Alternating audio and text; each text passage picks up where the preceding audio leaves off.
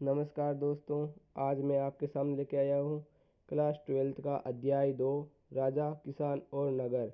इसके सभी महत्वपूर्ण क्वेश्चंस को हम आज देखेंगे। पिछली बार इसमें से 5 नंबर के क्वेश्चंस आए थे।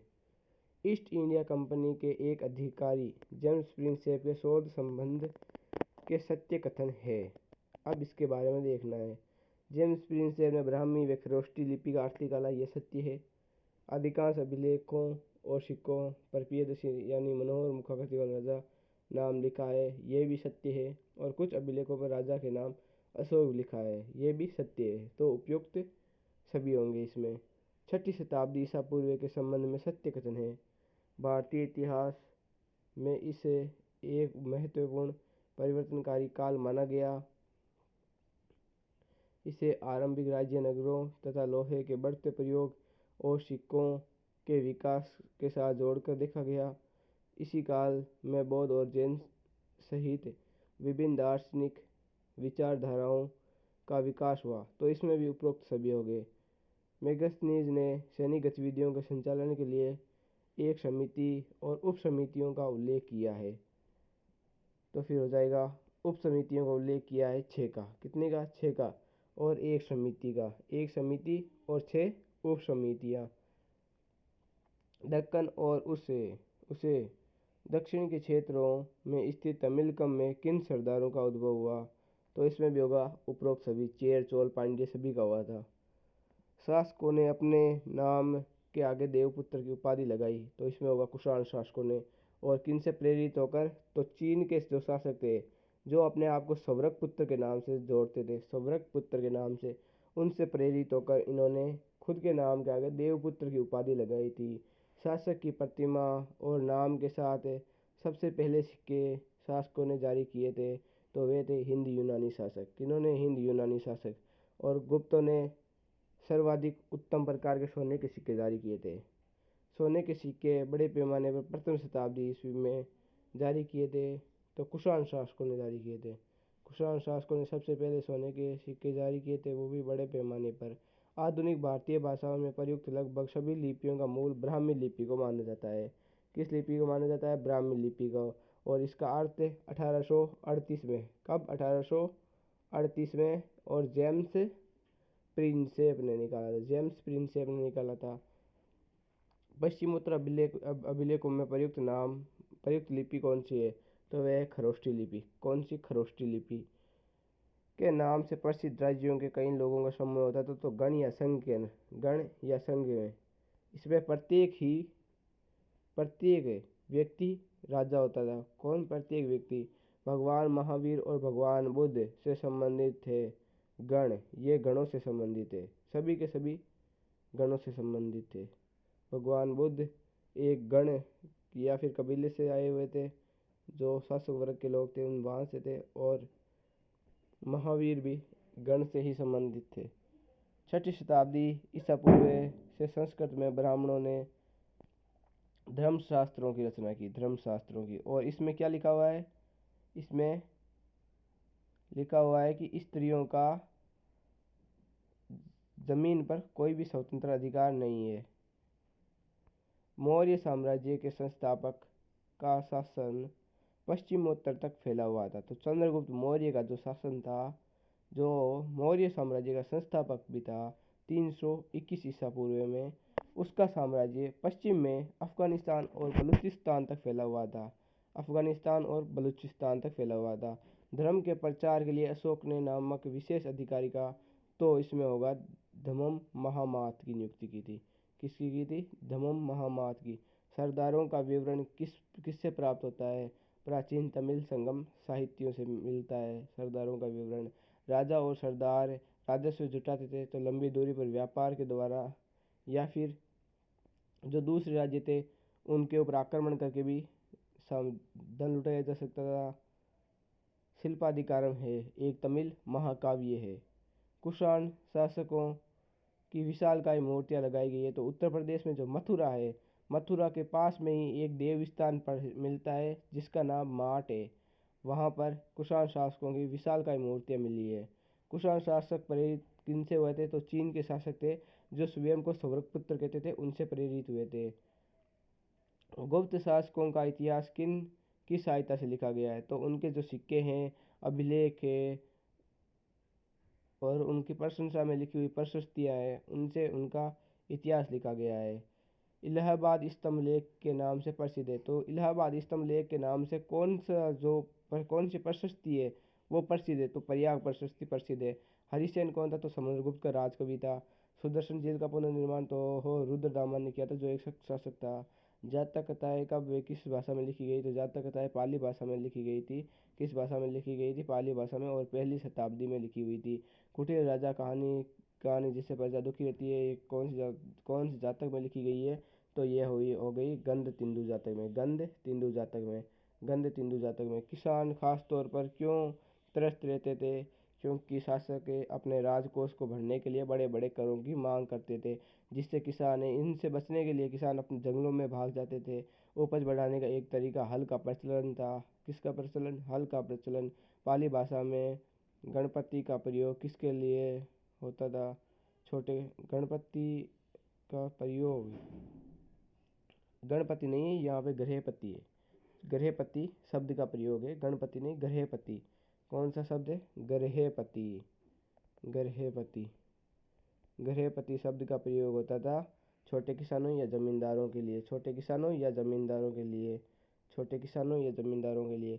आरंभिक तमिल संगम साहित्य में गांव के किन वर्गों का उल्लेख है? बल्लार या बड़े जमींदार, हलवाहों या उलवर या दास अणिमे जैसे वर्गों का उल्लेख मिलता है आरंभिक तमिल संगम साहित्यों में। मनु स्मृति क्या है? आरंभिक भारत का सबसे प्रसिद्ध विधि ग्रंथ है, जिसको दूसरी जो शताब्दी ईसा पूर्व है, ईसा पूर्व से लेकर और दूसरी शताब्दी के मध्य में लिखा गया था। और इसमें स्त्रियों की गौण स्थिति बताई गई है। स्त्रियों की गौण स्थिति का वर्णन किया गया है। जातक कथाओं के अनुसार करों के बचने के लिए जनता का क्या क्या उपयोग करती थी? तो इसमें होगा, इससे बचने के लिए जनता जंगलों में भाग जाती थी। भूमिदान क्या थे? ये साधारण तौर पर धार्मिक संस्थाओं या ब्राह्मणों को दिए गए दान थे। प्रभावती गुप्ता कौन थी? तो आरंभिक भारत की भी सबसे महत्वपूर्ण शासक चंद्रगुप्त द्वितीय की पुत्री थी और वक्काटक वंश में इनका विवाह हुआ था। इन्होंने दंगुन नामक गांव दान में दिया था। कौन सा गांव? दंगुन नामक गांव दान में दिया था। इसका वर्णन चक्रदास ने किया है। किसने किया है? चक्रदास ने। और कौन से वर्ष में किया? इनके 13वें शासन वर्ष में। और इन्होंने चन्नाल स्वामी को ये दान में दिया था। चन्नाल स्वामी को दान में दिया था। और न कार्तिक शुक्ल तृतीया को, न कार्तिक शुक्ल द्वादशी को इन्होंने इसको दान में दिया था। आरंभिक भारत का सबसे महत्वपूर्ण शासक चंद्रगुप्त द्वितीय की पुत्री। और फिर हर्ष चरित्र क्या है? तो हर्ष चरित्र संस्कृत में लिखी हुई कन्नौज के शासक हर्षवर्धन की एक जीवनी है। कन्नौज के शासक हर्षवर्धन की एक जीवनी है जो संस्कृत में लिखी हुई है, उसे ही हर्ष चरित्र कहते हैं। हर्ष चरित्र का लेखक कौन है? तो हर्षवर्धन का जो राजकवि था बाण भट्ट, वह हर्ष चरित्र का लेखक है। किन लोगों पर अधिकारियों सामंतों का नियंत्रण नहीं था? पशुपालक, संग्राहक, शिकारी, मछुआरों और शिल्पकारों और घुमक्कड़ों तथा एक स्थान पर रहने वाले और जगह जगह घूम कर खेती करने वाले लोगों पर अधिकारियों और सामंतों का नियंत्रण नहीं था। उत्तरी कृष्ण मार्जित पात्र क्या है? उत्कृष्ट श्रेणी के जो मिट्टी के कटोरे या थालियां जिन पर चमकदार कलई चढ़ाई हुई हो, उन्हें इतिहासकार उत्तर कृष्ण मार्जित पात्र कहते हैं।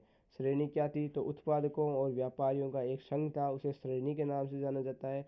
मस्तुअन या सतवाह या सेठी क्या थे? तो यह बड़े बड़े सफल व्यापारी थे। क्या थे? बड़े बड़े सफल व्यापारी। सबसे पहले कौन से सिक्के प्रयोग में लाए गए? तो चांदी और तांबे के आहत सिक्के सबसे पहले लाए गए थे। और कब लाए गए थे? तो छठी शताब्दी में लाए। शताब्दी ईसा पूर्व में। छठी शताब्दी ईसा पूर्व में चांदी और तांबे के आहत सिक्कों का प्रयोग प्रारंभ हो गया था। और कुछ इतिहासकारों का मानना है कि इनको शासकों ने निर्माण किया था, और कुछ का मानना है कि यहाँ के नागरिकों ने या व्यापारियों ने या धनपतियों ने इनको लागू किया था। और इनको शासकों के साथ जोड़ने के लिए मौर्य साम्राज्य के जो सिक्के हैं उनके साथ इनको मिलाया जाता है। किनके साथ? मौर्य साम्राज्य के सिक्कों के साथ इनको मिला कर देखा जाता है। पंजाब और हरियाणा जैसे क्षेत्रों में भी अपने सिक्के जारी किए थे, तो इन्होंने योध्यों ने जारी किए थे। पंजाब और हरियाणा में योध्य नामक एक जनजाति रहती थी, जिन्होंने चांदी और तांबे के सिक्के जारी किए थे। और पहली जो शताब्दी थी उसमें इन्होंने ये सिक्के जारी किए थे। पहली शताब्दी में प्राचीनतम अभिलेख वस्तु थे प्राकृत भाषा में लिखे गए थे। किसमें लिखे गए थे? भाषा कौन सी होती थी? प्राकृत। जो जन सामान्य की भाषा होती थी उसी में अभिलेखों को पहले लिखा जाता था। किसमें? जन सामान्य की भाषा में ही पहले अभिलेखों को लिखा जाता था। प्रतिवेदक कौन थे? इनकी नियुक्ति किसने आरंभ की थी? सम्राट अशोक द्वारा नियुक्त लोगों के समाचार राजा तक पहुंचाने वाले संवाददाता को प्रतिवेदक कहा जाता था। क्या कहा जाता था? प्रतिवेदक। सम्राट अशोक तक नियुक्ति लोगों के समाचार राजा तक पहुंचाने के लिए। प्रभावती गुप्त का दंगुन गांव अभिलेख कब और किसके द्वारा उत्कीर्ण किया गया था? तो देख लो, ये रहा 13वें शासन वर्ष में चक्रदास के द्वारा। प्रभावती गुप्त द्वारा दंगुन गांव का दान किसे किया गया? आचार्य चन्नाल स्वामी को। कुटुम्बिन कौन होते थे? कुटुम्बिन गांव के गृहस्थ और कृषक, उन्हें कुटुम्बिन कहा जाता था। दंगुन गांव में कौन सी वस्तुएं पैदा की जाती थी अथवा ग्रामीणों द्वारा राज्य राजा को कौन सी वस्तुएं एवं कर दिए जाते थे अथवा प्रभावती गुप्त द्वारा दंगुन गांव। ये भी मोस्ट इम्पोर्टेंट क्वेश्चंस में से एक है। गांव के किन अधिकारियों का त्याग किया गया?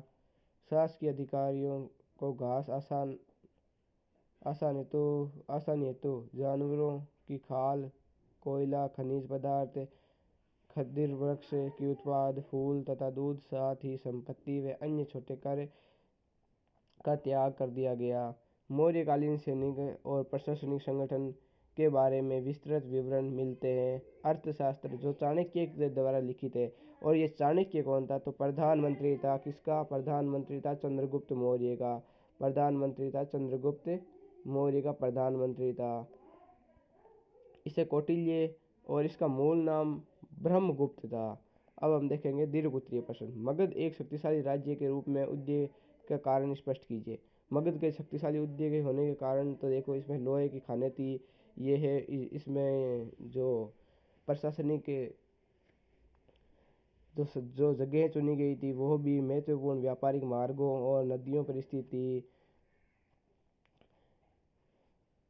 और जो शक्तिशाली जहाँ के शासक थे उनकी महत्वाकांक्षी नीतियाँ थी। हाथियों की बहुत अधिक जो यहाँ के जंगल थे उनमें उपलब्धताओं का होना, इस प्रकार से कई महत्वपूर्ण कारण थे। महाजनपदों की प्रमुख विशेषता की व्याख्या कीजिए। अब महाजनपदों की विशेषता की प्रमुख क्यों थे उसके बारे में पूछा गया है। अभिलेख किसे कहते हैं तथा उनका ऐतिहासिक महत्व बताइए, इसके बारे में वर्णन करना है। अशोक ने अपने साम्राज्य को एकजुट रखने के लिए क्या क्या किए थे, तो इसके बारे में भी वर्णन करना है। मौर्य काल में सैन्य गतिविधियों के संचालन के लिए नियुक्त उप समितियों की भूमिका बताइए। तो इसमें एक समिति थी और 6 उप समितियाँ थी, जिसमें से पहली उप समिति है वो तो नौसेना का संचालन करती थी। दूसरी यातायात या उनके खान पान का संचालन। तीसरी काम जो पैदल सैनिक थे उनका संचालन करती थी। चौथी अश्वारोहियों का संचालन करती थी। पांचवी रथारोहियों का। और छठी का दायित्व हाथियों का संचालन करना था। भारतीय राजनीतिक इतिहास में अध्ययन में जेम्स प्रिंसेप का शोध कार्यों का योगदान बताइए। तो इसने 1838 में जो ब्राह्मी लिपि है उसका अर्थ निकाला था। अशोक की धम्म नीति क्या थी? अशोक ने जो जो धम्म दिए थे उसके बारे में इसमें वर्णन करना है। छठी शताब्दी ईस्वी में सोने के सिक्कों की कम उपलब्धता का क्या संकेत मिलता है? छठी शताब्दी ईस्वी में छठी शताब्दी ईसा पूर्व छठी शताब्दी ईस्वी तक कृषि क्षेत्रों में आए मुख्य परिवर्तनों की चर्चा कीजिए। मौर्य वंश के बारे में जानकारी प्राप्त करने के स्रोत बताइए। तो इसमें प्रमुख स्रोत तो हो जाएंगे यहाँ के जो सिक्के हैं या यहाँ की जो रचनाएं हैं या फिर जो अशोक के अभिलेख हैं वे, या फिर मेगस्थनीज या जो चाणक्य के द्वारा लिखी हुई अर्थशास्त्र और जैन और बौद्ध ग्रंथों में जो इनका वर्णन है वही इनके मुख्य स्रोत है। आरंभिक इतिहासकारों के लिए मौर्य साम्राज्य क्यों महत्वपूर्ण है इसका वर्णन करना है। या फिर 20वीं जो सदी है उसमें राष्ट्रवादी नेताओं ने अशोक को प्रेरणा का स्रोत क्यों माना था, इसका वर्णन। और भूमिदान क्या है तथा भूमिदान क्यों किए जाते हैं, इसका भी वर्णन करना है। दंगुन अभिलेख के अनुसार बताइए कि अग्रहारों को क्या रियायतें दी जाती थी।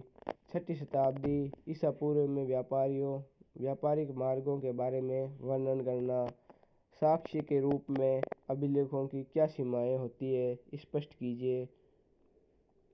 धन्यवाद दोस्तों, आज के लिए बस इतना ही।